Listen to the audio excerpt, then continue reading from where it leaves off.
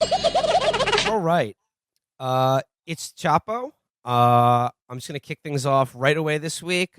We're joined now, making his second appearance on the show, someone who I regard as the greatest humanitarian of our times, a humble genius, a dreamer, and a beacon of hope for all of humanity. Elon Musk, how are you doing? Yeah, good. Yeah, thank you. It's so great to be on the show again to share my vision with you guys. It's great to be with the Chapo clan. Elon, you're coming off an amazing week where you captured the world's imagination and rescued all of those children trapped in a cave in Thailand. Could you tell us a little bit about that? It's a fantastic week, and it's building on a lot of other fantastic weeks. I haven't had a bad week since 1990 and the political events that happened in that year. But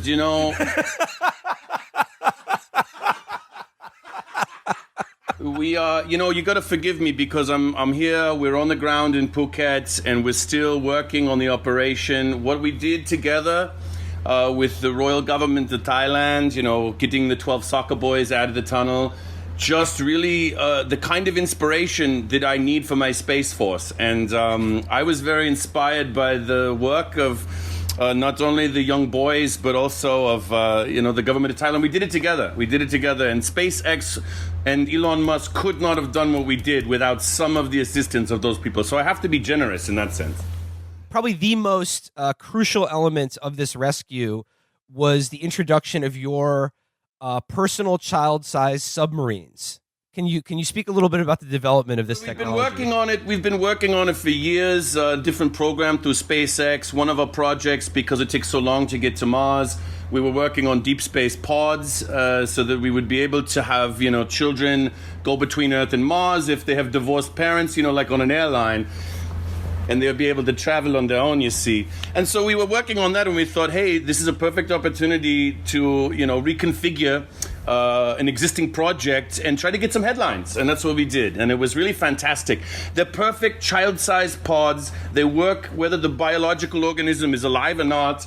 And they're just perfectly made for weaseling their way through an underground tunnel, whether it's in Phuket or whether it's in an undisclosed location where you'll see me surface again soon. Elon, how do you respond to criticism? I mean, it's shocking to me that I want to cut you off there real quick, if I might, Will. The way I respond to criticism is by being online all day long, arguing with people on Twitter. Because let me say something. You're socialist this, socialist that. I'm also a socialist. I'm a socialist who happens to believe in the power of the markets and extra political power for billionaires. Some people have said that this rescue that you did of these children, and again, they wouldn't have been rescued without your help, was just simply a publicity stunt to gain get some cheap heat for you and your company. A publicity stunt. That sounds like something that Warren Buffett and his little troll boys would have put out there. Publicity stunt is when you have Pillsbury Doughboy on TV getting poked and you go buy Pillsbury Dough.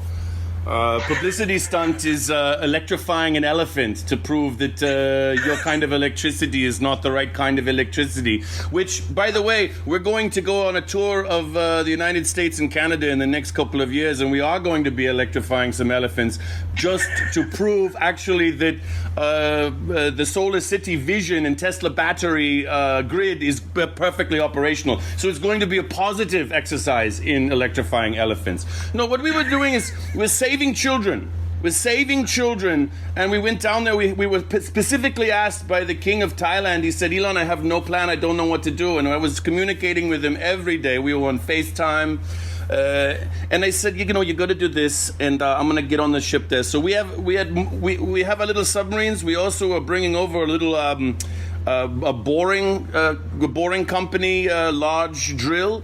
And the good news is the boys are out, and the Thai government has been kind enough to give us the site of the caves, and we're going to use it as a proving ground for Tesla, for SpaceX, for the boring company. Wow. So you're going to put some more boys down there? Well, sure. I mean, that's obviously down the line, but you got to engineer it first and make sure it's safe and not safe so you know what to allow for. There are going to be real boys, but not before we put in a little boring company tunnel. We're going to widen it just a little bit so you can just comfortably move a tube of one child at a time through the tunnel. And it's going to be a perfectly horrifying attraction. People are so impressed with this rescue. They're reaching out, to use your genius and your intellect to solve some of our society's other problems. Yes, that's good. I see the check cleared. I've been seeing a lot of people ask you, Elon, what can you do with your magnificent technology to make the people of Flint, Michigan have clean drinking water? What are you planning for that? So we're talking about the Flint, Michigan, and yes, sure, no problem. I can get you drinking water. What do you want? Do you want it to be hard water? Do you want to bathe with it? Do you want to drink it? It's no problem at all. The solution is going to be done with nanocomputers. So we're working on that. We're working on biologically changing the people of Michigan so they don't need the same amount of water. We're working on installing solar panels in people's stem cells so that they can draw energy from the sun instead of from hydrogen and oxygen molecules. This is the stuff of, we're inspired by the work of Isaac Asimov. We're inspired by the work of Robert Heinlein, We're inspired by some great political thinkers of South Africa and a lot of other places. And we're going to make humanity lean. They're not going to need as much stuff. You understand? Wow, is all I have to say to that. I'm also working on a deodorant. There's going to be a deodorant. It's called, the fragrance is called Elon Musk. It's going to go into your armpits and it's going to just sort of biologically change your pheromones so that you smell like someone who belongs on Mars. Epic, sir, epic. Last question. I saw, a story in the news today that you were one of the top donors to the Republican Congressional Caucus's re-election funds. Yeah, sure. Is that the problem? I'm a socialist. I'm a socialist who believes in the revolution of the proletariat through donations to the Republicans. I'm playing a game of holographic chess that you can't wrap your mind around. I can wrap my mind around it, but I would expect a lot of haters online will, be upset by this or, say that it's some sort of hypocrisy on your part. But I don't think they understand that you're giving them money so that when the time comes for them to do right by you and the people of America, you can threaten to withhold that money. Yeah, all I care about is how they're going to treat the future of humanity. And by that, I mean how they're going to treat my companies that I'm hoping to make billions of dollars off of. Look, I donate to all sides. I'm not a Republican. I'm nonpartisan. I donate to all sides. Yes, we're working with the Republican caucus to get them to support some very important libertarian issues. I'm also donating to Recep Tayyip Erdogan to make sure that Turkey, just cleans out any political elements that get in the way of a massive SpaceX campus. We donate to all sides. I'm working with the Dutch royal family. We're working with the Saudi royal family. Obviously, we have connections now in Thailand. We're going to have a massive tunnel underneath Bangkok that may drop it into the mantle of the earth. But what it will be replaced with will be magnificent. Do you see the vision? Ad aspera per sanguinem. To the stars through blood. And sometimes the route to the stars, the quickest route, of course, is a straight line between 2 points. Sometimes that line points directly through the center of our Earth. That is why we must drill our way to the stars. Mr. Musk, thank you so much for your time. On behalf of those boys rescued from the cave, I know they haven't done this to you personally yet, so I will do it on their behalf. Thank you, Mr. Musk, for saving our lives. Yeah, we're monitoring with them. We're monitoring we like what they did, and so we're going to monitor them and probably kidnap them into an X-Men program sometime in the next 10 years once they've fully completed adolescence. And we're going to if they can survive in those tunnels, we're going to shoot them in a Tesla to Mars and see if they can survive there. What a beautiful vision of the future. Mr. Musk, thank you so much for your time. Yeah, thank you. Hold on. I got to attend to some of my engineering right here if you don't mind. Pull his body out of the combine!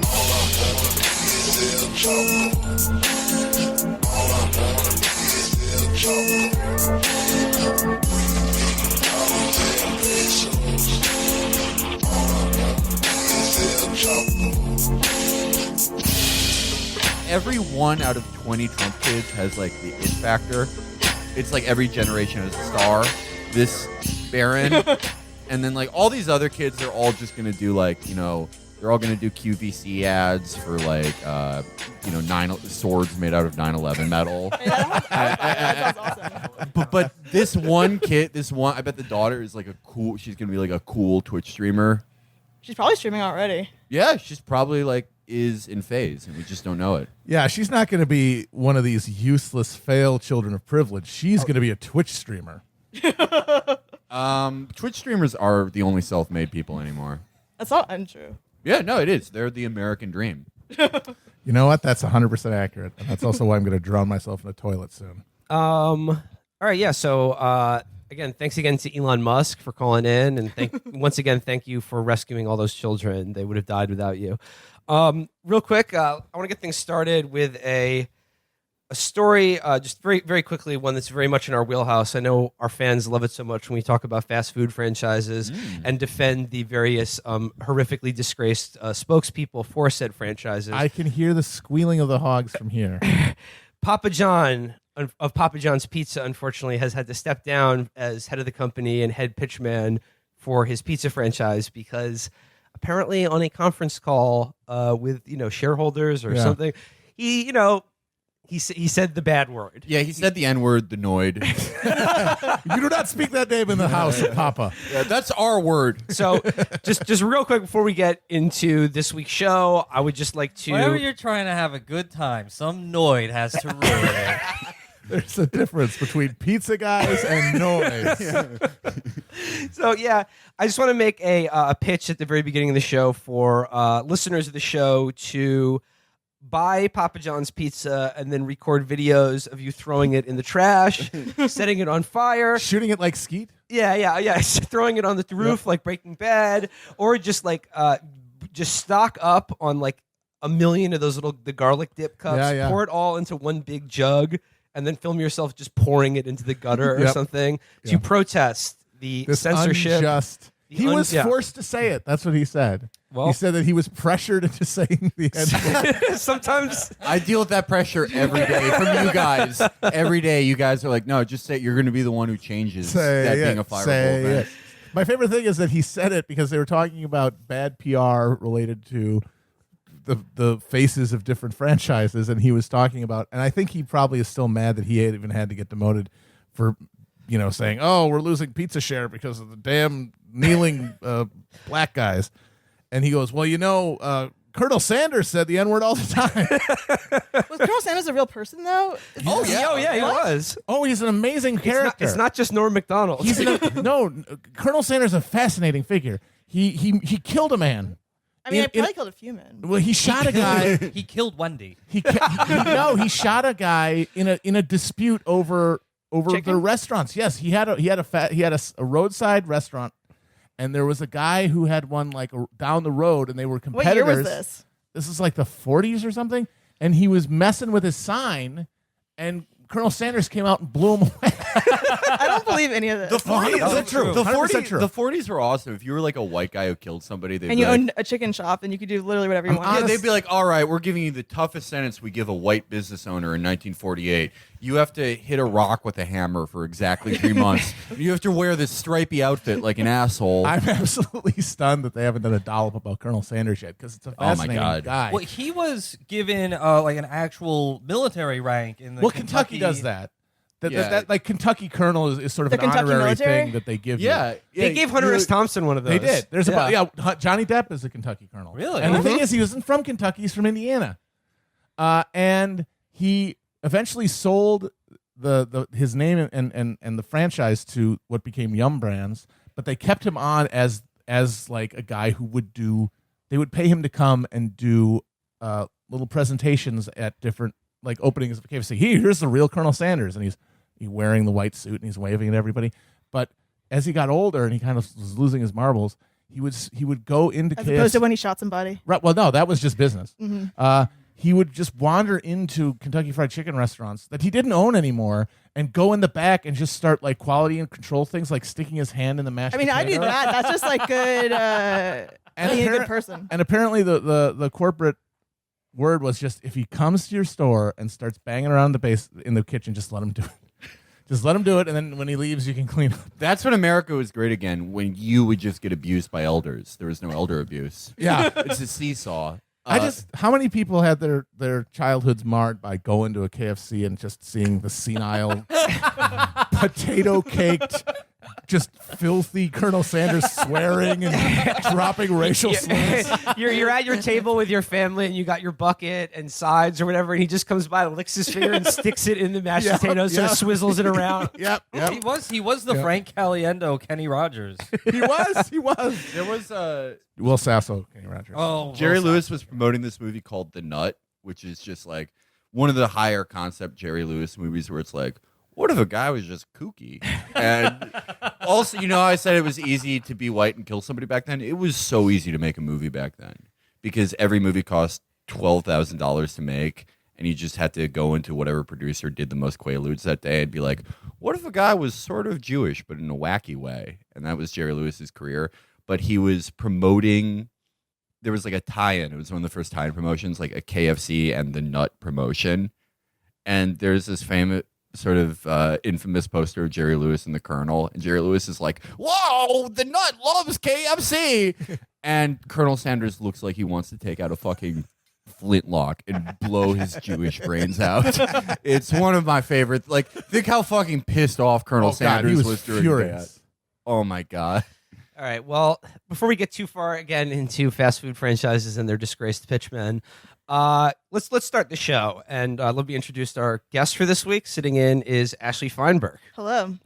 Ashley, now, if you follow Ashley on social media, and of course you do, why wouldn't you? You will know that you are one of the when it comes to documenting the social media of the Trump family. I think you are one of our finest reporters in that regard. And I want to begin by talking about this photo of the Trump family that I saw this week, and I literally can't stop thinking about it. We're going to make it like the episode art, so you'll know what I'm talking. There's actually two pictures of Trump that I can't stop thinking about this week, but this first one, I honestly think belongs in like the Museum of Modern Art or something, or the Mutter Museum. Yeah, I'm just going to show it to you now. I'm sure you saw it this week, Probably. Oh yeah, that's a nice one. Four different ways to. Could you describe like an that absolute for asshole? So we have Eric, Trump Sr., Ivanka, and Don Jr. all pushing out their breasts. Like, I mean, the thing that's astounding about this is like, I don't think any of the men other than Trump actually have like man boobs, but like they stand and it looks like their boobs are exactly as big as Ivanka's. Oh, Don Jr. has an hourglass shape. He has a very womanly figure. So does Jared, actually. Is that Don Jr. pre-CrossFit though? No, that's new. This is a new picture. I mean, his chest thing is definitely post CrossFit because I think he doesn't know how to handle like his new bulk. Yeah, he. They're slim thick. Okay? When you That's all watch there him, is to when it. you watch him work out, he's working out like he's trying to injure himself on purpose so he can sue CrossFit. That is what CrossFit is. It's just injuring yourself. Yeah. Well, I was actually talking to someone who went to his CrossFit gym. Huh. And apparently he brings like his like 20 children with him like half the time, and they just run rampant around the CrossFit gym, like forcing people to take photos of them, and like no one really says anything because they're all kind of like scared because there's like Secret Service everywhere, but it apparently is a nightmare. It's a safe place to bring a kid, just a place where like barely trained people are improperly lifting and dropping hundreds of pounds. I mean, he from has enough above kids; their head. he can make a new one. Yeah, he could lose a few. That's the What I find so uncanny about that photo is that all four of them are standing in ways that are different. They each have an individual standing technique that is just so uncanny and inhuman at the same. Like their arms are out in a weird. It reminds me of like in Hanna-Barbera cartoons when a character would run, but they would have their arms perfectly straight down their I mean, sides. Don Jr. looks like he like got polio at like a young age and recovered super quickly, but like he still like isn't like totally confident in like being able to like balance well. But I mean, Eric's normally better. That photo is an anomaly for Eric. I think. there's just like Don Senior. Which, like, I always wondered about that, if he knew he would be referred to as Don Senior when he named his kid Don He said he Jr.. didn't want to. He said he hates it. This is one of the worst deals I've ever made. But, he always stands like he has like dysphoria, but for thinking he's a minotaur. That's actually great. Always like juts out his ass. Forward. Yeah. He's like, do you think you can get through my maze? Fat chance. No one has. You lose again. Okay. The next one, again, just very. For some reason, I can't stop thinking about this ever since I saw it. This is a photo that came this week from Trump's now sort of disastrous trip to the UK, which I want to talk about Who in a would have second. thought that wouldn't have gone well? But this is a photo of Trump sitting in Winston Churchill's chair. And here, Ashley, I'm just going to show that to you again. Yeah. Could you describe it? Trump is doing a very classic Winston Churchill pose. He has cuffed his pant legs, which I've never seen him do. And I've thought about that a lot actually over the past few days. Who did he ask to do that? Because he can't bend down that far. And how long did it stay cuffed? How funny would that be if it was like Steve Mnuchin or someone? I mean, had who to else do would he it? ask besides Steve Mnuchin? Yeah. So he's reclining in this old leather chair, and he's sitting back way very far back, and has his legs crossed in sort of a provocative pose, and he has his hand sort of perched atop his knee into kind of like the, I don't know, sex touch that you would do to classic someone knee sitting sex next to touch. you. Yeah. He's humping casting himself. He's casting couching himself. Yeah. He's going to Me Too himself for sympathy in a few months. Yeah. I think someone pointed this out. Like I think someone gave him a book or a seminar on all of the ways that you can sit or stand when you're fat in a way that doesn't make you appear fat. Yeah. And I think that's what he's doing here. He's like very high cross to sort of cover his girth, Yeah. sitting down. Yeah. The leg is there to obscure the gut. And the for exposed sure. ankle is slimming. if he didn't have such like a stupid brain where he's like, the suit is the symbol of business and had to like wear one all the time, he would just be a caftan guy.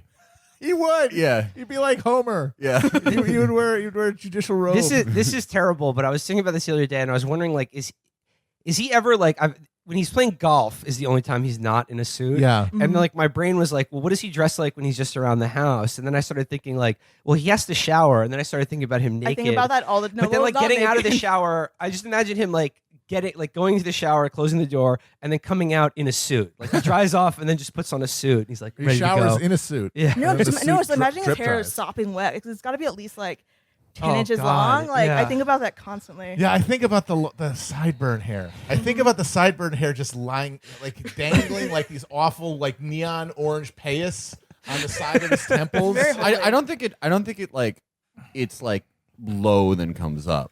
I think it's like his hair is like suicide doors. So what? They're like the strands are like coming from the top of his head. Well, the back is completely bald. Yeah, that's where Yeah. they got to spackle it all up. He was so cool. This He is week in the very UK. so cool. That UK trip, like James Bond. I know who should play him next. The entire time he was like Steve Mnuchin, who like he will humiliate himself just to protect like bonds and like monetary options and shit. And he had to don't talk about Brexit. Don't do it. Yeah. Don't do it. He's like, got it.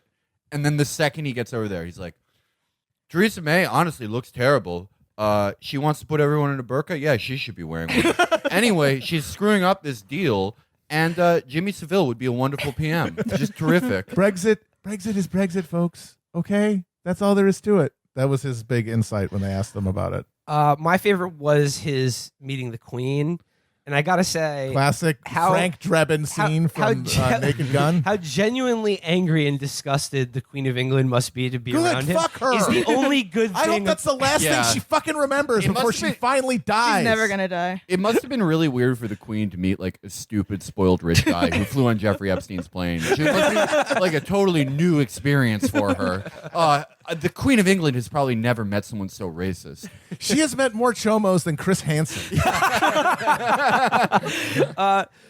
No, yeah, that was incredible. The scene of them walking together was great. But now, it's like obviously like Trump's social media presence is well known. But Ashley, I want to talk to you about Don Jr.'s I would love social to talk media. about Don Don Jr. Jr. is sort of like one of your favorite characters, Oh, yeah. right? Oh a yeah. pimp. I mean, he's like the extent to which all of them are like complete idiots is like astounding, and to be without question the dumbest one of all of them is like Astounding. is incredible. How I've are you never seen dumber anything like than- it. How are you dumber than Eric?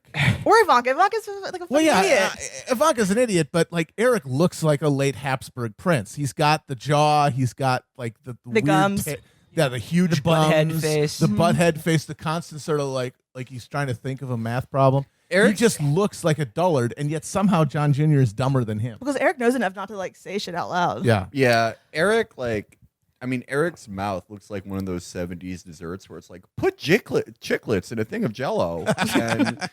But yeah, he fooled everyone by just looking the absolute dumbest. But, Don, he probably has, purchased Kevin Rudolph singles on iTunes. I mean, no his mom question. and his dad were both unquestionably doing like a shit ton of drugs when they had him. Not that they weren't with Oh, other yeah. ones, but like I'm sure they were more haphazard with first one. Don Jr. has every Kevin Trudeau mega memory book.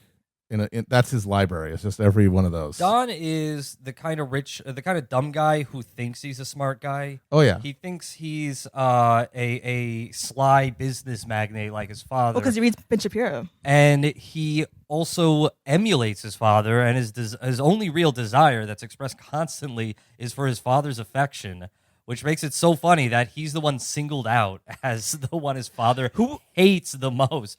His mother was Ivanka. Ivana. I mean, Ivana. maybe- No, his sister's sorry, his sorry, mom. yeah. His sister's his mom.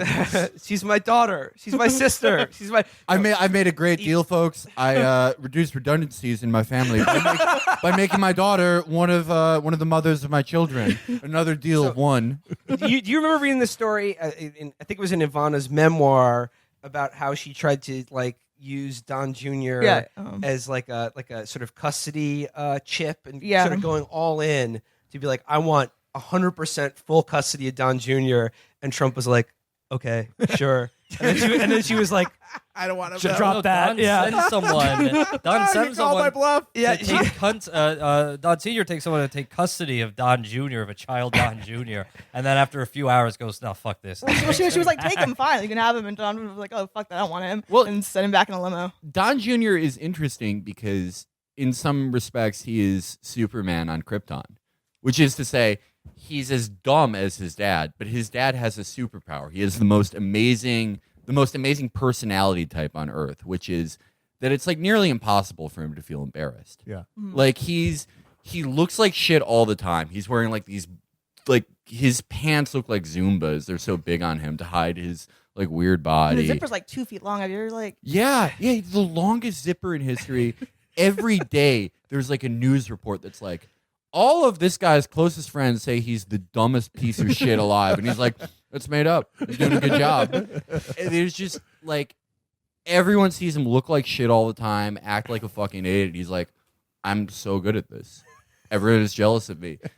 And his son can only feel shame. Yeah. Yeah. His son got all the shame he never felt. Well, That's true. Because Don Jr. believes his dad when he says everyone loves him and he's brilliant. He has no reason to question that because he doesn't have the capacity to understand that they're Very lying. childlike. Yeah. Well, he hated his father for a while, according to his Mm-hmm. classmates at the University of Pennsylvania, where he was nicknamed Diaper Don because he would Mm-hmm. piss himself after he got drunk all the time, and he would find him literally passed out in the bushes in front of the dorms. Is that he hated his dad in college? Which, I mean, what really? You Well- hate this just monstrous sociopath? Well, there was who one treats you like story shit? where his dad was taking him to some baseball game, and he came to his dorm room, and Don Jr. came out all stoked and grinning in a Yankees uniform, and according to Don Jr.'s college friend, he said that Trump punched him in the face, told him to put a suit on, and that he was gonna go wait in the car, and multiple people have said they saw this, but it explains a lot. I mean, that's one of those. It's like Trump and Stormy Daniels, right? It's I believe he's morally would do that, but it's I just I can't picture Donald Trump having sex. I can't picture him punching. Punching I can picture him someone. slapping him, Slap, yeah, maybe, but a like a punch. very weak. Yeah, he's never thrown a punch in his life. Yeah. Same thing in Don But Jr. I love that story though because it just there's so much going on. The punch takes mutes everything else in the background. But it's The Sopranos. You rewatch it and realize new things. You have to wear a suit to the baseball game. That's the type of dumb guy Donald Trump is, where he's the first rule of respect is style. He just has to. If you're going out to eat, wear a tuxedo. I don't care where it is. But yeah, it's like the tragedy of Don Jr. is that he hated from all accounts, he hated his dad for good reason in college. And he probably had some fantasy that he was going to be able to break away from his control and become his own man and not have to deal with him. And then he realized at some point, oh no, I'm a fucking moron. I can only exist as a remora fish suckling off of this corrupt empire. And he had to stuff all of that resentment down and just become his. And then he bought like his, 8 pinstripe suits and was ready to roll. It's like that is brutal. Well, He actually you catalog a lot of like very depressing Don Jr. Instagram. yeah, I want to talk about And that. There's no other kind. And Yeah. I think it's interesting. He always uses the cry laughing emoji, He fucking loves that cry laughing emoji. but it's a tell. Yeah, it is. It's just like I'm having such a good time. These are tears of laughter. These are tears of laughter. I'm laughing. That's why I'm crying. Oh man, it's brutal. It's fucking brutal. He probably that thing where it's like in the story, it's like he wore a Yankees jersey, but Don Jr. probably wore like a full Yankees uniform Oh, yeah. with like socks up to his knees. He probably looked like an asshole. He somehow The baseball full kit wanker. Yeah. because of like some genetic disease, he probably got knocked out in one blow by his dad's glove, and it's just like the most formative moment of his life, and it just cry laughing emoji ever since. Yeah. Well, speaking of cry laughing, one of my favorite through lines in the Don Jr. Instagram saga is his ongoing divorce and now relationship with Kimberly Guilfoyle of Guilfoyle or something. Guilfoyle of Fox News. Gavin Newsom's ex-wife. Yeah. What the fuck? Bizarre. Gavin, Going back to our last week's theme of the show, the disgusting, incestuous, Yeah. eyes wide shut like relationship between every rich person Yeah. in America. Gavin Newsom has piped the whole squad. Like Gavin Newsom is the fucking Drake of Democratic politics. He's fucked everybody. No, but Gavin Newsom probably fucked Jerry Brown and like forgot about it. He's like, whoops. actually, one of my favorite things that in your coverage of Don Jr.'s Instagram is the sort of like divorce guy motifs that he keeps coming up with. The divorce guy bracelet. Like I remember he had a Zippo lighter He's with real like into a Punisher skulls skull now. on Yeah, it. he's super into skulls. He loves that shit. 100% freaking awesome, my man. What are some other your favorite like Don Jr. divorce guy material? I mean, well, the thing that like baffles me most about him is he has not followed any like Instagram porn accounts or Instagram models, but like he only follows like giant skull rings, like guns, lighters. There was like one Instagram where he was like, look at me like making a fire, and like he like clearly like forced someone to like film him for at least 5 minutes like building this fire. But if you look in the back, you can see that there's like 2 other guys around an identically like composed like fire pit, and he's like clearly at some like learn how to camp training thing, and it's so depressing. Well, you know, he's got to train for being outdoors because he's got to get out all of that aggression against his father on endangered species. That's the only way actually, he could feel anything. Here's my favorite story. is imagining that when he blows an elephant's brains out, it's Don Sr. Yeah, that elephant, like, it's like Big Pussy is the fish. Yeah. In season 2, it's like that elephant like turns to him, and it sort of has like Don Sr.'s facial composure almost, and it's like, you know, I came up with the idea for roller rinks. No one gives me credit. And just blam. Actually, were you the one who broke the story of you found Don Jr.'s accounts on hunting message boards? Oh yeah. That Oh was my God. so funny to me because even on these message boards, people were like, "You're fucking stupid." What the fuck are you Wait, talking what were about? his comments on hunting message boards? I mean, a lot of it was just like boring, like hunching shit, and him asking to buy everyone's guns. But also, like he would like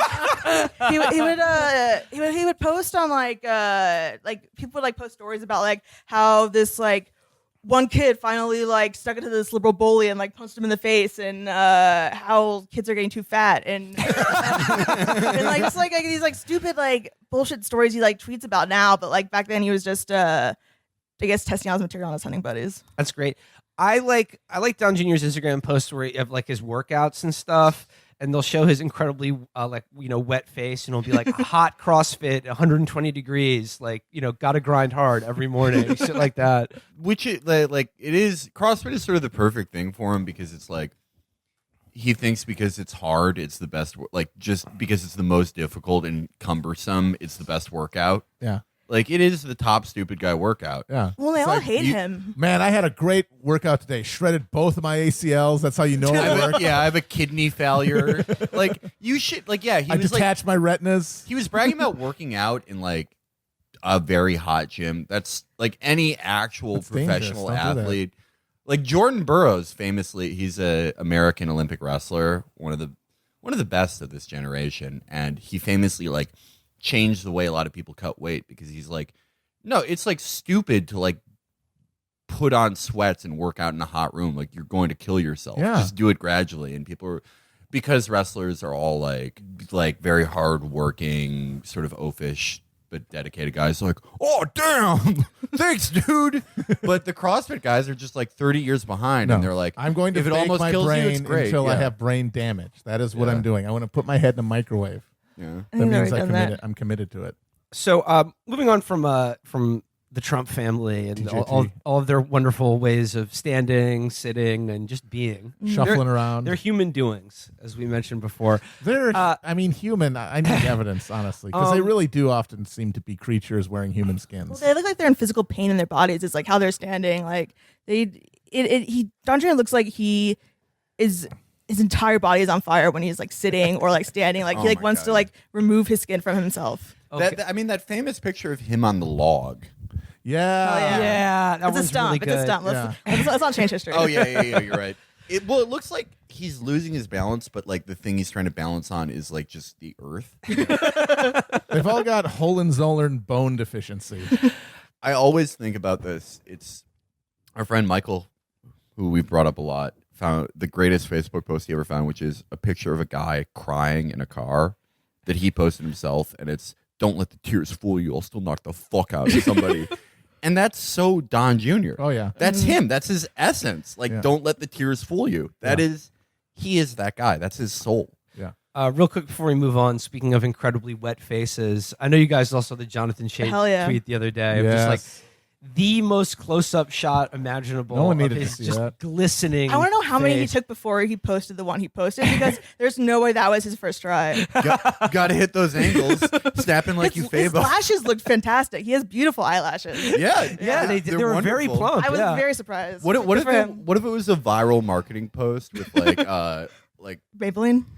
I think he's like working with Rihanna's beauty line. Oh, Fenty Beauty? Yeah, he's yeah. Fenty Beauty X Jonathan Chait. I love this crap. Yeah, He Jon- did, yeah, but he got cut about the elbow because he was doing and one moves, and a guy in a full like Kobe outfit, not just the jersey, just fucking sliced him.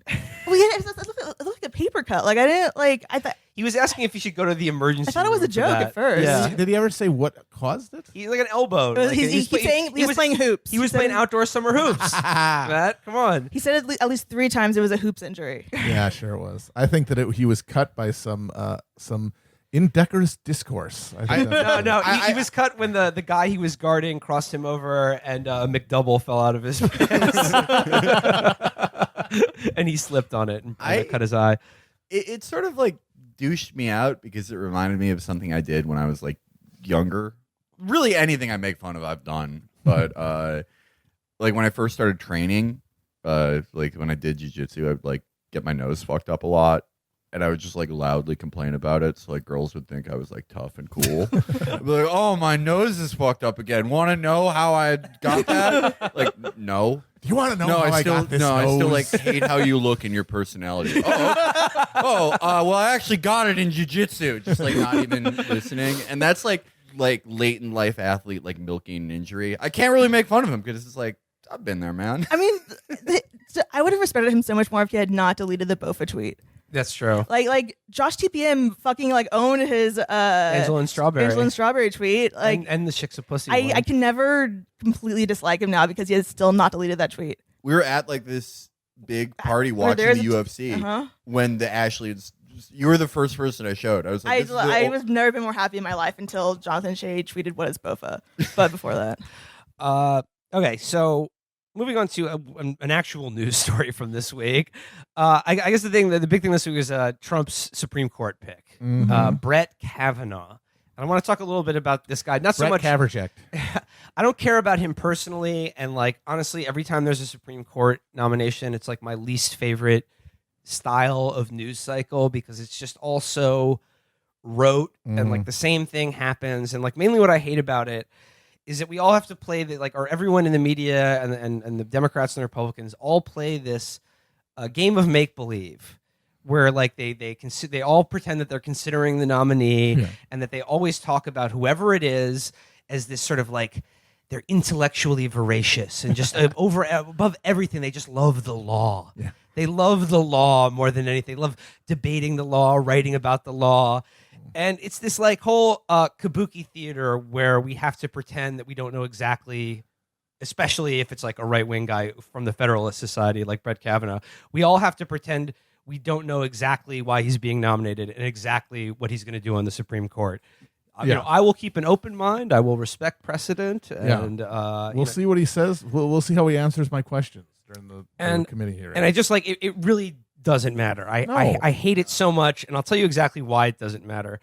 I want to talk a little bit about this. Is a piece that was in the Daily Beast this week. It was a very good piece by Jay Michelson about this guy named Leonard Leo, who is like the capo of Supreme Court appointments for the right. He's this Federalist Society goon, and I just want to talk a little bit about this guy in light of the Kavanaugh nomination. Reading from this piece, Jay Michelson writes here. At the center of the network is Leonard Leo of the Federalist Society, the association of legal professionals that has been the pipeline for nearly all of Trump's judicial nominees. Leo is on leave from the Federalist Society to personally assist Trump in picking a replacement for Justice Anthony Kennedy. His formal title is executive vice president, but that role belies Leo's influence. Directly or through surrogates, he has placed dozens of life tenure judges on the federal bench, effectively controls the Judicial Crisis Network, which led the opposition to President Obama's nominee, Judge Merrick Garland. He heavily influences the Beckett Fund law firm that represented Hobby Lobby in its successful challenge of contraception, and now supervises admissions and hires at the George Mason Law School, newly renamed in memory of Justice Antonin Scalia. Leonard Leo was a visionary. So this is really important. Leonard Leo was a visionary, said Tom Carter, who served on Leo's media relations director when he was chairman of the U.S. Commission on International Religious Freedom. In an exclusive interview, he says, he figured out 20 years ago that the conservatives had lost the culture war. Abortion, gay rights, contraception. Conservatives didn't have a chance if public opinion prevailed, so they needed to stack the courts. And that's exactly what he's been doing with great success. It goes on to talk about... He was responsible for the picks of Alito, Gorsuch, and now Kavanaugh, and Roberts too. And they all share with him a arch Catholic fundamentalism. This guy is a member of the Knights of Malta. Oh boy. And it says here, Leonard's faith is paramount to him, Carter said. When he traveled, staff members had to find a church near wherever he was staying so he could attend mass every day. Again, this is why it doesn't matter. This is why everything you read about Brett Kavanaugh doesn't matter. This is the only thing that should be discussed in this context, in that he is another right-wing religious fundamentalist who is being put on the court to roll back the last 50 or 60, or if not 100 years. Wait, Brett Kavanaugh went to mass every day? No, this was Leonard Leo. But Brett Kavanaugh, as we're about to find out, is also a very religious Catholic but how is as well. he in a carpool? We're going to get there. But I just think, like, this is the context with which this nomination, or any nomination by a Republican president, should be viewed, as part of a highly organized and disciplined and ruthless, and in a way almost admirable, if they weren't so evil, attempts to stack the courts with people who are reliable ideologues who will vote to overturn Roe v. Wade, to overturn the right to privacy, which undergirds the right to abortion and contraception, to overturn every labor law. And basically, as I described it earlier this week, if you have a right that you think is foundational to your dignity and existence as a human being, get ready to have it given to either a private corporation or a religious authority, because it's not going to be yours anymore. It's going to be theirs. That being said, everything I read other than this week about Kavanaugh was about what a great guy he is. Yeah. Have you guys been up on that? He's a good dude. Everyone whose asshole kid got a clerkship from him says he's wonderful. Yeah, everyone at the Raytheon Acres Bridge Game League where they do the bridge tournament. They say it's great. And that's not good enough for 300, 400, however many people live in this country. I'm trying to figure it out. That's not good enough for them. Then we should just not have a Supreme Court. Is that what you want? Yeah, really. Do you not want 9 fossilized psychopaths determining whether you live or die? Is that the world you want to And live Brett in? Kavanaugh's young. He's going to be there for a while. Oh, yeah. Oh, yeah. Maybe we can get him to start doing CrossFit. I mean, I obviously Just get him oppose, hooked on meth. his ideas, but he is the Supreme Court justice to most look like Steve Little from Eastbound and Down. So he's got that going for him. And also, it's interesting. Like the New York Times had a piece, the liberal case for Kavanaugh, and it just Posted that shit 2 minutes after the announcement. Exact- Which all- means that everyone on that short list, they had a fucking Yep. pre-written, this guy's actually great article by some liberal who is somehow incestuously related to them. Either their fucking Through stupid Yale Law kid, School they or- either taught him at school, or their stupid kid is their clerk. Some way that they're connected to them, where that person being on the Supreme Court raises their status. That's why they think this guy's so great. Is because him being on the Supreme Court reflects well on them or their family. here's a perfect example of that. In the Wall Street Journal, Kavanaugh is a mentor to women. This is by Amy Chow, the Tiger Mom. Tiger Mom. Oh God! Right. Yeah. Tiger Mom, for those of you who don't remember, it's a book about being a furry parent. No, but like a series of identical articles, and I'm going to share a couple of them, all sketch out this idea that where they basically say, I don't know how he's going to rule in the court, nor Yeah, you do I do. care. You know but how you know he's gonna what? rule. He's a wonderful man, and he's like a role model to young women. Again, like, and this is all very calculated because the main issue with this is that they're finally going to have a majority to overturn Roe v. Wade, Yeah. which I fully expect them to do. So they want you to talk about anything other than that, and the way they're going to do it is by appealing to, liberal sensibilities about what a good guy he is, and how he believes that, like, he want women in the workplace or whatever. I just want to read here from Amy. She writes, Judge Brett Kavanaugh's jurisprudence will appropriately be discussed in the months ahead. I'd like to speak to a less well-known side of the Supreme Court nominee. His role as a mentor for young lawyers, particularly women. The qualities he exhibits with his clerks may provide important evidence about the kind of justice he would be. I've gotten to know this side of Judge Kavanaugh while serving on Yale Law School's clerkships committee for the most of the past 10 years. It also affects me personally. Last year, my daughter accepted an appellate clerkship from Judge Kavanaugh, which is set to begin next month. Wow. In addition, there's no man that has been as good a mentor to young women since Charles Manson. On one hand, like the fate of hundreds of millions of women and reproductive rights. On the other hand, someone is going to enable your daughter to become as repulsive a human being as you. So, like, who really wins here? I think it's interesting that it is the Tiger Mom. She's this, like, she became famous because she wrote a book about how to, like, psychopathically abuse your children so that they can play the violin real good. Yeah. But her most recent book is about how tribalism is tearing America apart. Yeah. And I think it's interesting here that she's just like, Brett Kavanaugh, what do I know about him? I don't know. He gave my daughter a job, so I'm going to do this big puff piece on him in the Wall Street Journal. Well, that does tell you what they mean. What she and other people mean by tribalism is people having any kind of ideological commitments, because it's just the world is a big country club. It's a big network of glad handing and mutual back patting and back scratching, and anybody who wants to disrupt that is being tribal. I mean, her big endorsement of Kavanaugh is that she wasn't worried that he was fucking her daughter, which is like not like a big. Yeah, this is at the end. It says, these days, the press is full of stories about powerful men exploiting or abusing female employees. That makes it even more striking to hear Judge Kavanaugh's female clerk speak of his decency and his role as a fierce champion of their careers. If the judge is confirmed, my daughter will probably be looking for a different clerkship.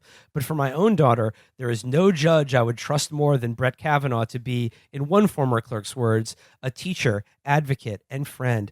It's good that Tiger Mom here is very concerned about powerful men exploiting or abusing their employees, which Brett Kavanaugh will make officially legal to do. Yeah. The So, like, second sorry, he gets ladies, a chance. you have no right to redress against the sexual harassment in the workplace. But yeah, no, of course he's not going to fucking do sexual harassment on anybody. It's hard to do that when you wrap your dick in horsehair and fucking Barbed wire. because you're an arch Catholic psychopath. Because you're the fucking albino monk from the Da Vinci Code. Well, so Silas. I feel like I'm in trouble for saying this, but so on Facebook, someone posted something. Someone sent this to me. They like blacked out the name, but someone posted on Facebook that anyone who went to Georgetown Law School in 2010 would have been very surprised to learn he was married.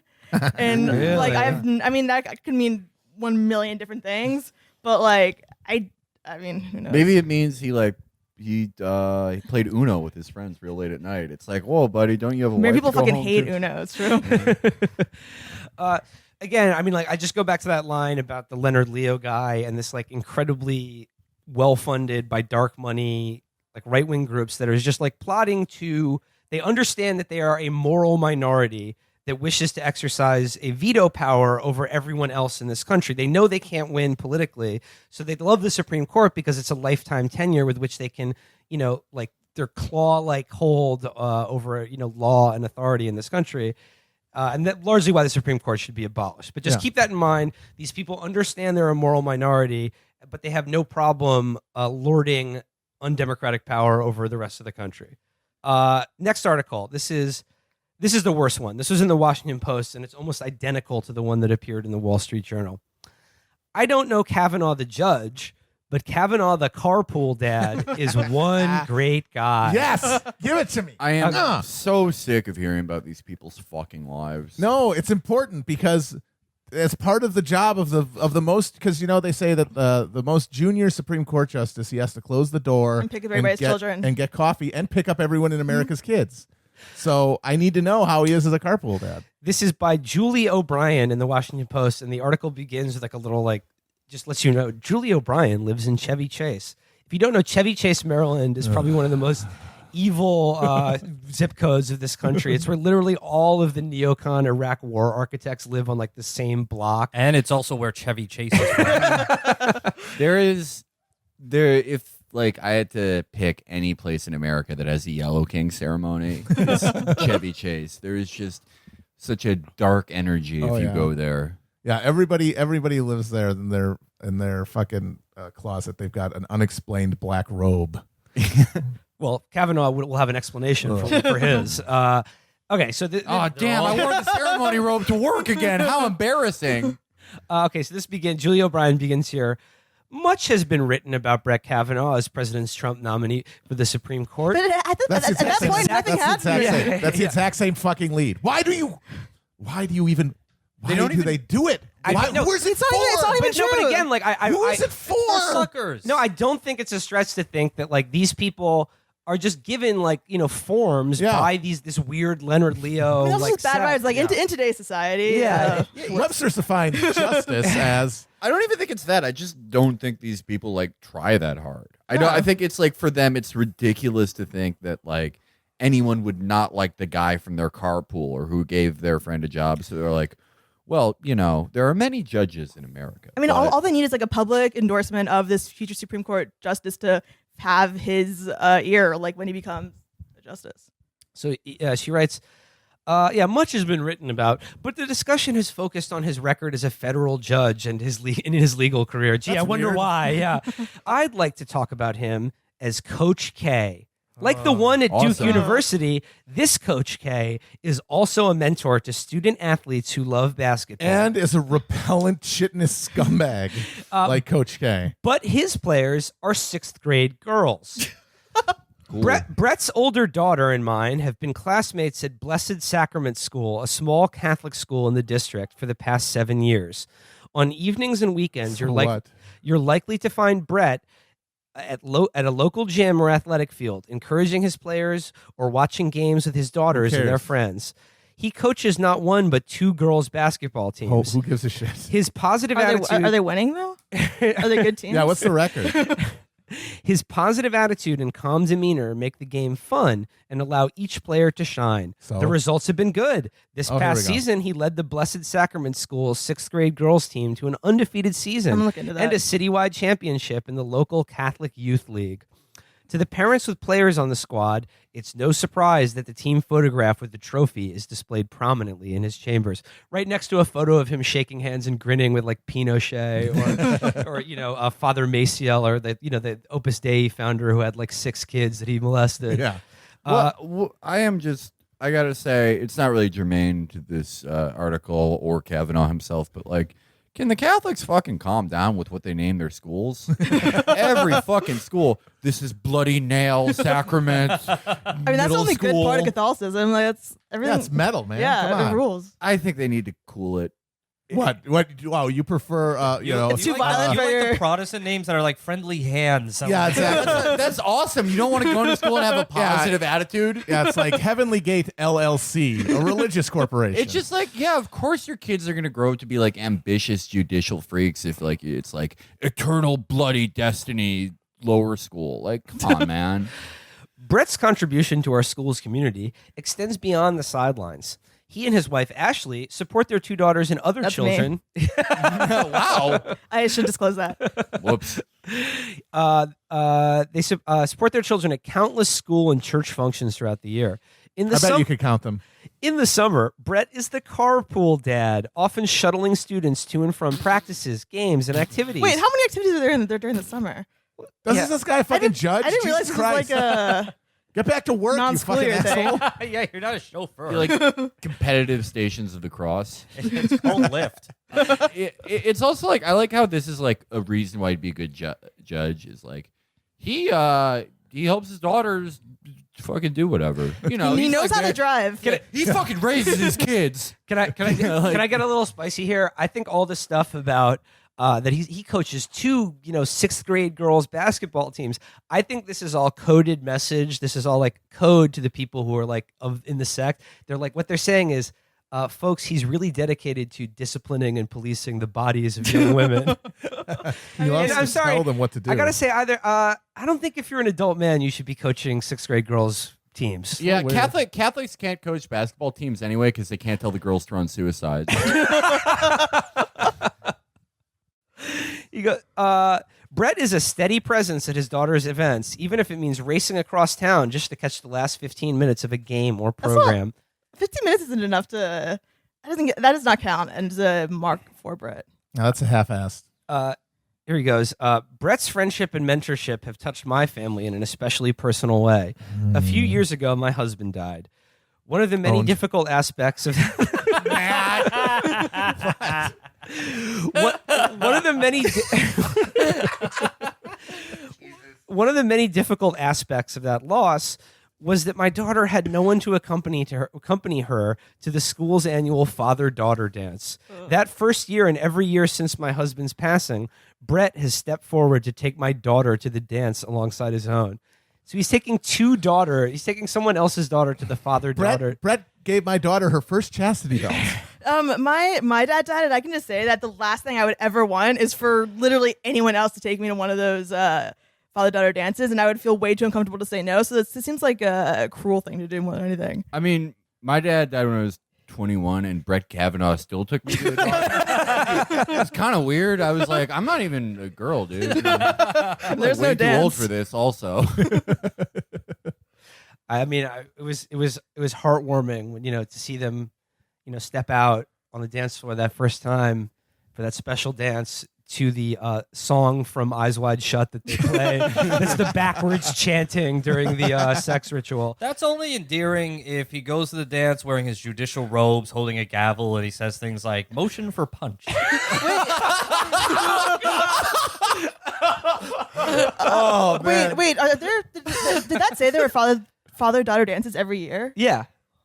To what age? 38. Until you get married.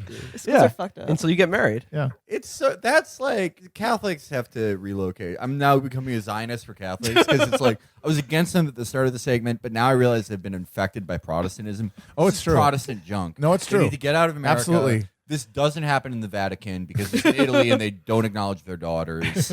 That's true. Don't clip that. I'm just giving you history. That's not offensive. This T-Pain song overruled. Oh man. So yeah, That is delightful, Virgil. I love it. it just finishes up here. I'll leave it to others to gauge Judge Kavanaugh's qualifications. Why are you fucking writing this? Yeah. I'll leave it for others to judge his actual qualifications. But he says, but as someone who would bring to his work the traits of personal kindness, leadership, and willingness to help when called on him, he would receive a unanimous verdict in his favor from those who know him. Again, all this shit, it literally doesn't matter if he's a good guy or not. All that's important is how he will rule and as part of the Supreme Court, which we know. We go back. The guy who put him on the court is a member of the Knights of fucking Malta. All of this is coded. It's for gullible liberals who do read the Wall Street Journal op-eds.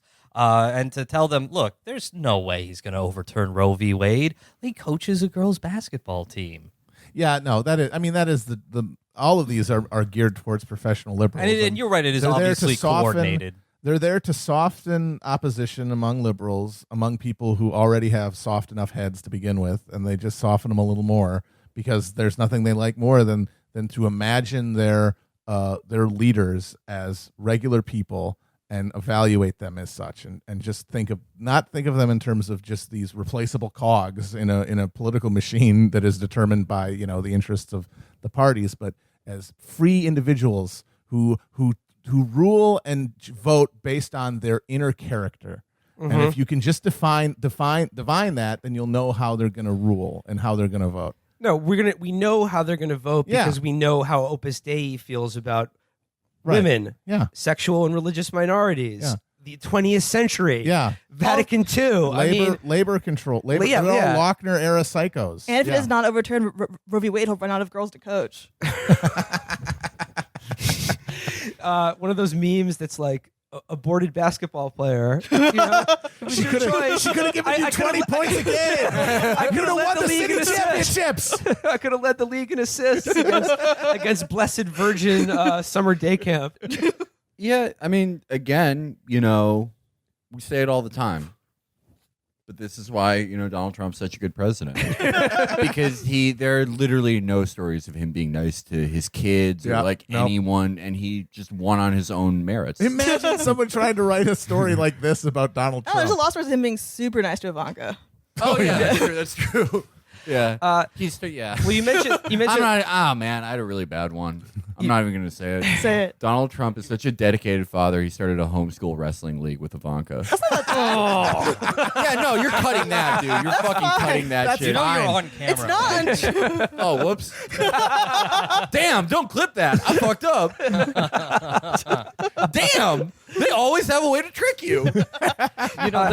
Like you were talking about these, the Federalist Societies, this conservative legal group, and how profoundly successful they've been getting their nominees through two, rather different Republican presidents, and just the sheer amount of power and dedication they have within that party. And it's not just the Supreme Court; it's like every federal and appellate court, and the Federalist Society exists basically to just groom the next generation of black-eyed psychopaths to eviscerate that is rights. Probably the greatest power within the Republican coalition right now. And I know obviously there are liberal legal groups and societies, but they obviously can't exert that level of devotion or influence in the Democratic Party, because if they could, they would have never gotten Elena Kagan on the Supreme Court. Yeah.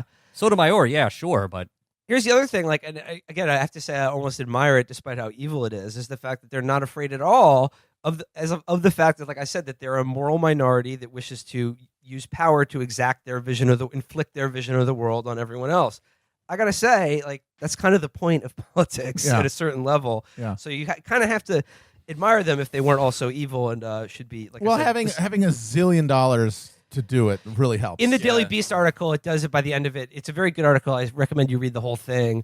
But it does talk about how it's very hard to say who funds all of this, but we know for sure that the Koch brothers and the Mercers. Yeah. Speaking of back to the fact that just suspiciously all of these articles are ready to go literally the minute Kavanaugh's name was announced. Here's what I was wondering. Remember when Obama got Kagan and Sotomayor? Do you remember reading in any venue the conservative case for Sotomayor? No, just that she was a dumb bitch. That's all. Yeah, she's a dumb. She's doing identity politics. Yeah, she's they grilled her about. Yeah, no, there was a zillion op-eds about her completely anodyne comment about being a wise Latina, like augured like the doom of American culture, and was Oh man, fucking Pat fucking Buchanan was on TV, and his face was just bright red, and steam was shooting out of his ears, and he was firing 2 pistols at his feet and hovering above the ground. He was so pissed about the wise Latina thing. I remember that. Yeah, and again, it's because and she's the best justice we've got. She is by far. Yeah, she is. She's way better than Kagan, and I'm sorry, Or Ginsburg RG too. fucking Yeah. B. What? Oh, dude, I don't know, man. Hear me out here. What if there was like a 900-year-old Jewish woman? Get this. She's similar to a black rapper.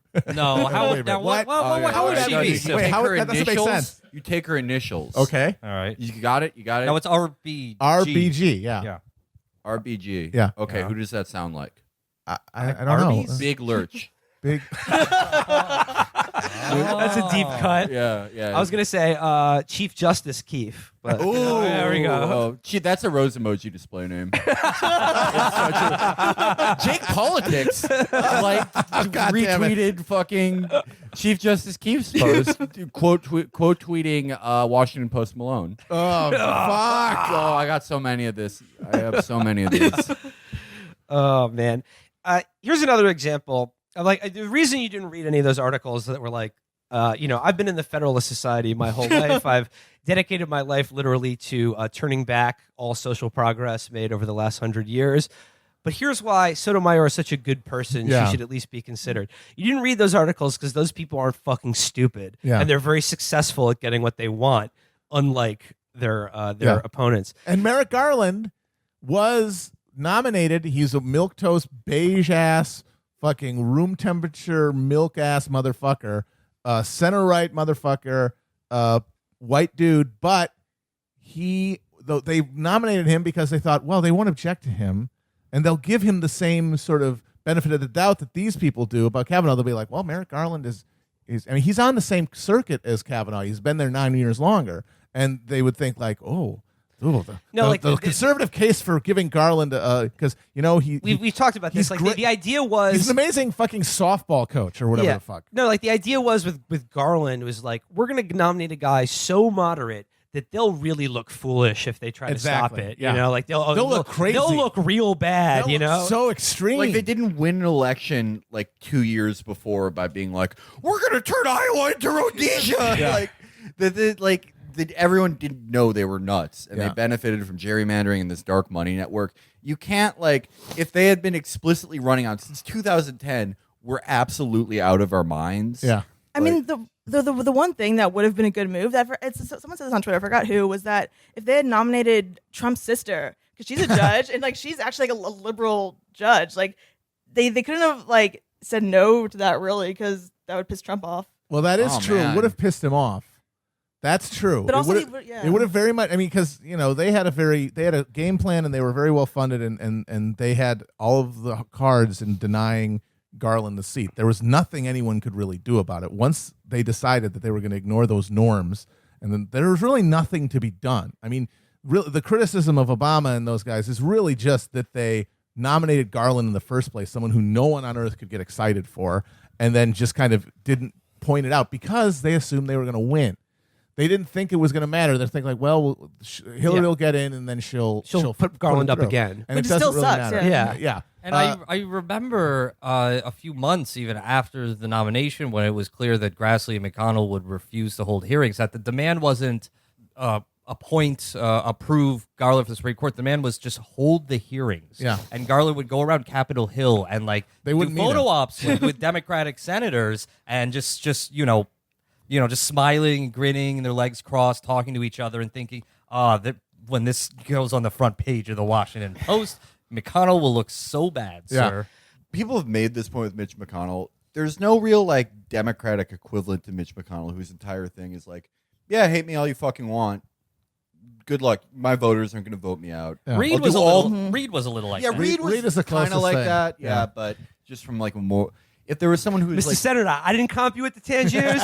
You were not a guest. You were not my guest at I the didn't Tangiers. comp you. I didn't comp you Mr. every time you Chairman, came. Senator, at the Tangiers Hotel, did you not promise me that I would have a fair hearing? I was never your guest at the You were never Tangiers. my guest. I never That's right. comped you. I don't comp you at least 2 or 3 times a month at the Tangiers. I'd like to answer that at this time. Yeah, You know what? I was present at that dinner. fuck Harry Reid, but to his credit, that character is unfair because Reid actually punched a guy on FBI surveillance for trying to bribe him, unlike his counterpart in that movie. Harry Reid was a little bit like that, but someone who had better politics than Reid. I'm not saying like I expect like, you know, someone to come out there and be like Mitch McConnell, but for like socializing transport. I mean, or they something. should. Like that. Yeah, they that's should. Still, yeah. But like just someone who from like just doing the stuff the Democrats even say on their website, even that substandard stuff, if they were just would go that far, it could be. It will never be Chuck Schumer ever. Mm-mm. It will never be Steny Hoyer. It will never be any of these Dick motherfuckers. Durbin. Well, your other problem is that the whole, like, most of the Senate Democratic caucus is totally rotten, and the Republicans march in lockstep. McConnell only has to deal with, what, maybe 2 holdouts, one because he's Right. too insane, and the other because she was primaried and is still bitter about Yeah, it. I mean, Yeah. no, I mean, I think we should be clear. Like, it's very, very unlikely. Maybe I think it's very unlikely that the Democrats, even if they were entirely unified, could stop Which this they won't. Yeah, nomination. if Bernie Sanders were the majority leader, how much legislation do you think he can pass out of that Senate, even if he does all the procedural tricks? He still has to get to 51. Exactly. And like, look, the best we can hope for from these people is that they provide a united front and, you know, loudly and angrily, you know, have some fucking, you know, fire in you about and be clear and honest to the American people about what this actually means. No, Kavanaugh's getting 2-3 Democrat votes. Yeah, easy. Yeah, Easy. Hyde Camp For and sure. Manchin Hyde have already Camp, said yeah. it. So yeah, all barring anything truly incredible. I mean, this baseball ticket. That baseball. Oh, the ticket baseball shit, ticket thing, that's yeah. there's some weird shit going on in there. Ash, oh, thank you for reminding me about that. The baseball ticket thing is so funny. When I originally saw the headline where it was like Kavanaugh went thousands of dollars in debt buying baseball tickets. Hundreds of thousands. That But was it was $200,000 that he spent on Nationals tickets Just like all baseball to lovers. take unspecified people to baseball games and for an comp them. unspecified number of times. Yeah, which I gotta say, like, imagine the fucking ghouls that he's taking to those Oh, baseball Jesus games. Christ. Or Like, if the baseball games exist, like I mean, they had no proof. Like they. oh, you're saying he wasn't even like? I, it was like Paul Manafort's rugs. or something, Yeah. yeah. Or like because in the Washington Post article, it said you don't have to provide proof that this is actually what the money was for. He didn't have to name who they are. Like, and I can't imagine why the White House would like come out and like announce this, like unless it was to like seem like they were being super transparent about something that's actually like him fucking like buying hobos to kill or something. Like I don't.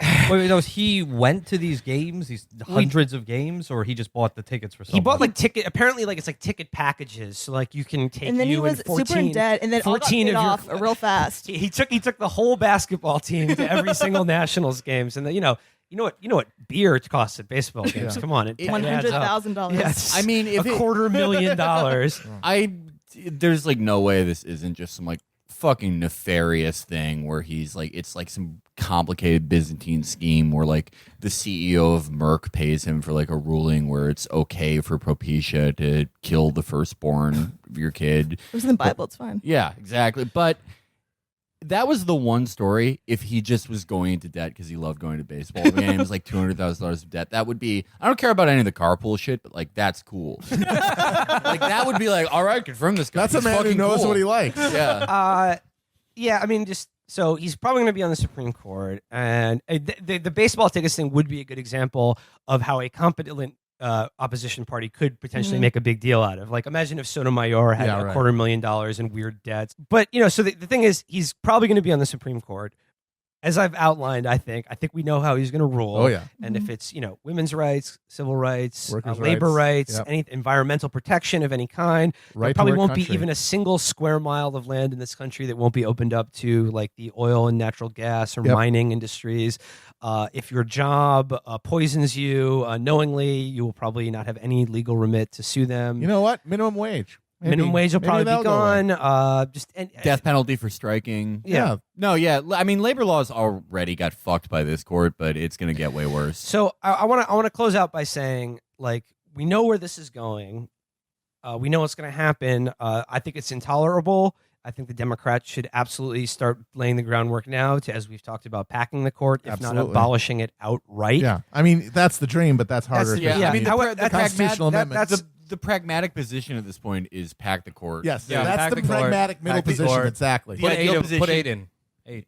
Yep. Ideal position: abolish the fucking court Yeah. and the Senate. And by the way, I've And the seen a Senate. lot of Oh, people. God, I've seen a yes. lot of people going like, "Oh, you want to pack the court? Well, next time the Republicans get in, they'll just pack Then the you court." pack they're it. going Good. to anyway. Good. Just keep going back and packing. forth like that itchy and scratchy where they Yeah. keep pulling bigger and bigger And also, guns they out. won anyway. They're never going to stop. They're not going to stop before like, oh, actually, we're going to do the right thing. They're like, oh, fuck, now we have to do that. Just keep doing it until every American is a member of the Supreme Court. That would be more. That would it'd be rule. better. I don't Yeah. know how people are still playing this. They got to have the fucking Supreme Court cases determined in like Yankee Stadium. That's how Exactly, many but like fucking Supreme Court point- justices the point Why there are. buy is- tickets? The point is, contrary, like, I mean, in the baseball tickets thing is a good example of this, as well as the deep, deep, dark money that funds all of this. This idea that these Supreme Court justices live in this, like, magisterial castle of the law, untainted by political Yeah, right, influence, yeah. is an absolute fantasy. These guys are political actors and operatives, and that is why they're being given this authority so that they can act a political This guy agenda. hasn't been in a fucking cave his whole life, and he's being called to service. He was in the fucking Bush White House. Yeah, that was the other funny thing is when he worked for Ken Starr, he definitely thought a president could be impeached. And then lo and behold, he discovered as soon as he started working for a Republican White House, you know what? They just work so hard. That's what he said. He said they work so hard, and it's so hard to work for the White House that I just don't think it's constitutional to ever prosecute a president he for said, high crimes. And people have credited him with growth and willing to admit he was wrong. Because when there was a Democratic president and he was trying to get him impeached, he thought that presidents were liable to courts. And then, you know what? It's such a complicated job. You can't be distracted by that kind of stuff. Wow, he had a real growth moment there, instead of just it all being absolute opportunistic horseshit with no fucking underpinnings of any kind of meaningful principle. For me, in closing, like, we know where this is going. Like, this is, these assholes are going to be with us for the next 40, 50, 60 years, deciding what rights we can and can't have. If that's the case, forget the Democrats, what they should or shouldn't do with packing the court. For everyone else, you need to start preparing yourself now to break the law and create the sort of networks of support and solidarity to continue, whether it's abortion or unions or striking. We need to build now the social and political networks to carry on as if this didn't matter. Because I'm sorry, living under these people is intolerable. Yes. No person should have to submit to it. It wouldn't be a civilized And society. yeah, you shouldn't. No. And the only way to live as a human being with dignity and as a citizen of this country is going to be breaking the law. Yeah. Providing abortion services in the states that are going to make it illegal. That's a first step, but there's many, many other things. Yeah, like, for example, they're going to require individual citizens, many of us, to consciously break the law. Yeah, like take labor for example, where they're trying to go back. They're explicitly trying to repeal the entire New Deal. That's the whole concept. And how did the New Deal get put there in the first place? Because of massive illegal action by unions, by militancy, by sit-down strikes, which were not legal, by violating judicial restraining orders and things like that, and wildcats and things, just general, outlaw unionism. And then the New Deal existed, and it kind of it co-opted the labor movement into the framework of the Wagner Act and of the Labor Relations Board. And it's, well, if you're going to get rid of that, then you're going to have to bring back the same kind of disregard for legal niceties that prevailed before those mechanisms came into place. And if you are one of the supposedly good billionaires who are like liberal and don't like this, start creating the same kind of networks now, not just for the courts, but start donating your money to have a huge pool of resources available to provide legal counsel and bail and protection for people who do break the law. Yeah. Well, we're not going to see that, because for most of them, this is going to be good, and they're going to be happy for it. Anyway, They're all full of shit. that's my closing thoughts on Kavanaugh and the Supreme Court. Yeah. What do you guys think? Yeah, no.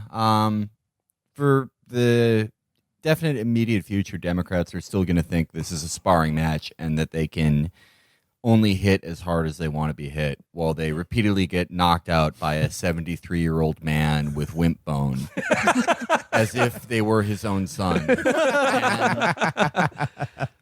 But for everyone else, you know those aren't the rules. Yeah. So, in conclusion, Brett Kavanaugh is the land of many contracts. On one hand, he'll make this country a far worse place.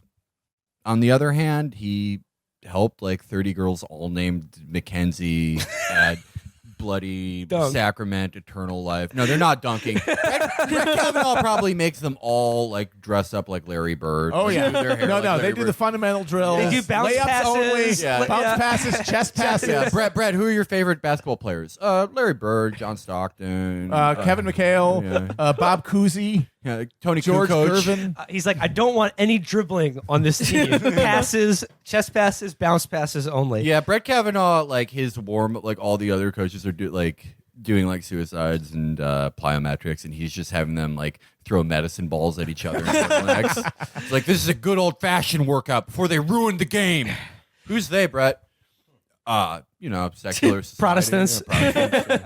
And as well, when you're talking about abortion rights and Roe v. Wade, it's really fundamentally a class issue, because some fuckface like Brett Kavanaugh, if he happened to live in a post-Roe state that had banned abortion on demand, and his basketball playing Mackenzie daughter got knocked up, he could always pay for a plane ticket to New York or a state where abortion is legal. Republicans have always done that. Always. They've always done it. Always. Well, conservatives in every nation. It's Rich ones. going, and obviously in a post-Roe country, it will be harder for people of less means to do that. As well, it's harder for them to get abortions today, so you don't really have to wait to find and support organizations that pay for abortions, that do abortions. Look them out, look them up.